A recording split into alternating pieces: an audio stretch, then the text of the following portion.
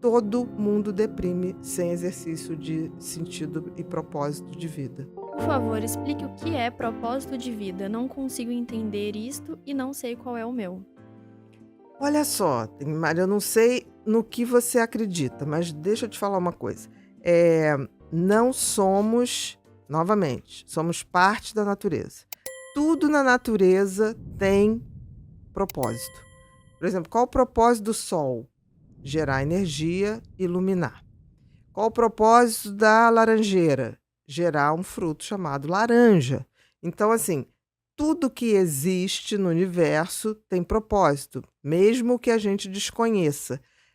A diferença de nós para os outros animais ou para os vegetais é que, de alguma maneira, o design do universo que nos criou nos deu o tal do livre-arbítrio. Nós somos os únicos animais conhecidos, é claro, que podemos refletir sobre isso. O sol não reflete sobre si, a laranjeira não reflete sobre si, mas cumpre a sua função. Um rio, ele sempre vai dar no mar, cumprindo a sua função. Então, quando eu falo de propósito, a natureza nos criou com algum propósito. Qual é a dica do propósito, né? Porque o próprio Criador que criou a nós para poder perceber isso, né? Somos os únicos animais que refletimos e percebemos isso, nos deu algumas dicas, que são os talentos.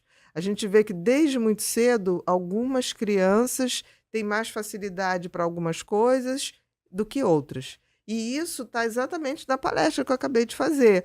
Por quê? Porque não existe um cérebro perfeito. Nessa dimensão em que vivemos, não existe. Então, existe um cérebro que vai ter muito mais facilidade em determinadas áreas e um pouquinho de dificuldade em outras. Essa é a condição humana, do cérebro humano. Não existe a perfeição. Então, repara direitinho o que que você, desde criança, tinha uma tendência, tinha uma facilidade, e em algum momento isso se perdeu, mas o propósito da tua vida sempre vai estar relacionado à sua maior facilidade, os seus talentos e os seus dons. Isso com certeza não tenho dúvida.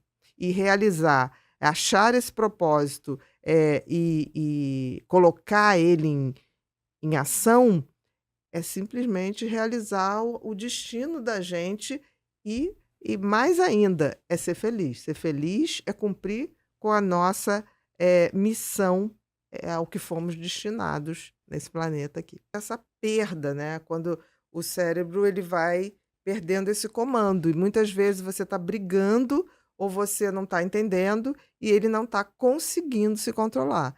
Esse idoso precisa de ajuda urgente.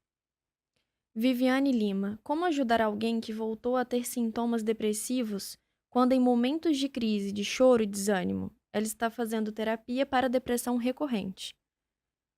Mas tem que ver que tipo de tratamento ela está fazendo, medicamentoso ou estimulação, neurofeedback, porque assim, a terapia não garante se é um transtorno depressivo recorrente, ela precisa de um tratamento constante, tá?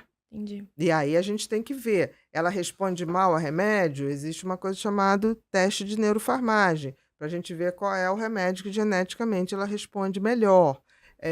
Ela tem que talvez usar um mínimo de medicação, mais a terapia. E outra coisa, se você tem uma depressão crônica, todos nós precisamos entender, saber qual é o sentido da vida e o propósito da vida. Se a gente não entende, a gente vai sofrendo. Para um deprimido, se comprometer com o sentido e o propósito da vida é fundamental, porque senão todo mundo deprime sem exercício de sentido e propósito de vida. E os que têm mais tendência vão ter mais facilidade. Então, assim, não basta, porque as pessoas acham que um tratamento é você chegar no médico, fazer o que ele manda e ir a um psicólogo. Isso é muito importante. Mas se você não tomar o pulso da sua vida e construir a estrada para onde você tem que ir, não tem combustível que faça esse carro andar. Tem uma coisa que é a gente com a gente mesmo. É a questão de você entender quem é você, a que você se destina e como que você vai entrar nessa trilha de propósito de vida.